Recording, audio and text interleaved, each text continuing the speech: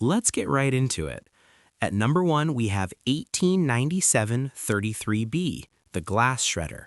From afar, it's a beautiful deep blue world, almost inviting. It is just bigger than Jupiter and has a surface temperature of 1800 Celsius. That blue isn't water, it's silicate particles. Silicate is a type of chemical compound made from silicon and oxygen, and the main components are sand, rocks, glass, and concrete. Imagine winds howling at 7,000 kilometers per hour, 7 times the speed of sound. This isn't rain, it's molten glass shards tearing through the atmosphere horizontally, capable of stripping paint off a battleship in seconds.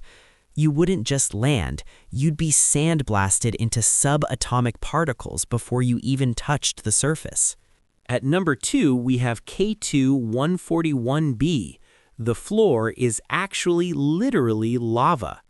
This planet is tidally locked, meaning one side is eternally blasted by its star, while the other is trapped in a permanent frozen night.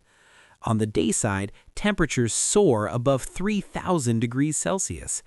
To put that in perspective, that's hot enough to not just melt rocks, but to vaporize them. If you think a hot day back on Earth is too much, this planet might not be for you, unless you enjoy a climate where the very ground you stand on turns into gas. Because it's so hot, the planet has an atmosphere made of sodium, magnesium, and silicon monoxide. Essentially, the air is just gaseous stones. These rock vapors are blown by supersonic winds toward the freezing dark side, where they cool down and condense. But it doesn't rain water here, it rains rocks. Imagine a hailstorm, but instead of ice, it's solid pebbles and boulders pummeling the surface at thousands of kilometers per hour. So if you're looking for a vacation spot, maybe skip this one. The rock showers tend to be a bit terminal. Finally, at number 3, we have WASP-12b, a planet that is having a very, very bad day. Most planets are spheres, but WASP-12b has been stretched into the shape of a giant cosmic egg. Why?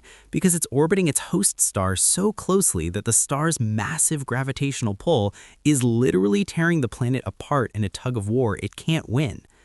If you're the type of person who complains that there aren't enough hours in the day, you'd love it here. A year on WASP-12b lasts only 22 hours. The star is siphoning off the planet's atmosphere at a rate of about 200 quadrillion tons of material every year. It's basically like a giant vacuum cleaner. The planet is pitch black. It's a hot Jupiter that reflects almost no light, making it look like a shadowy, distorted ghost haunting its sun. Temperatures reach over 2,200 degrees Celsius, which on the bright side means you wouldn't need a grill for your barbecue. On the downside, you are the barbecue. Astronomers estimate that WASP-12b has about 10 million years left before it's completely consumed. That sounds like a long time, but in space terms, the planet has already started its final countdown.